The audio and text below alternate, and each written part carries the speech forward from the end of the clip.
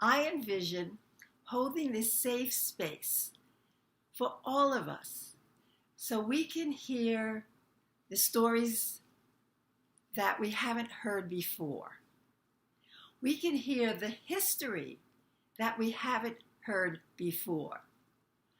And I think about what I've done since I've been here, and I listen. I want to listen to your stories.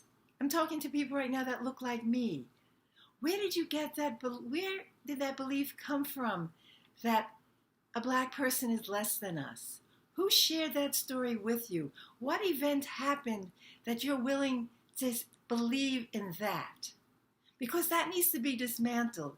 And I plan on holding this space so that we can have a conversation and say, I went to visit that black family and they were great. And then I brought that friend to my home and my parents sent them home. And then I learned that, they don't belong with me. They're different. And then I got afraid. Whatever that looks like. But let's look at it together. So that's what I promise you, that I hold this space. I want it to be a place of wonder, of new discovery, of a willingness to hear something different. I think about my nephew over 30 years ago.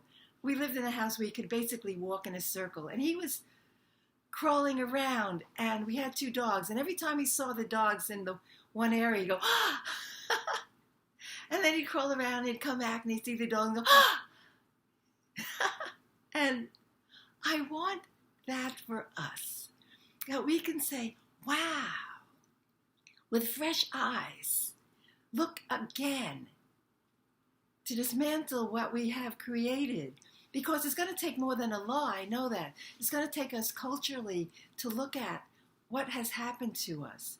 And then, yes, I want you to call that representative, send an email, write a letter, and say, demand HR 40 be passed. Because you know what?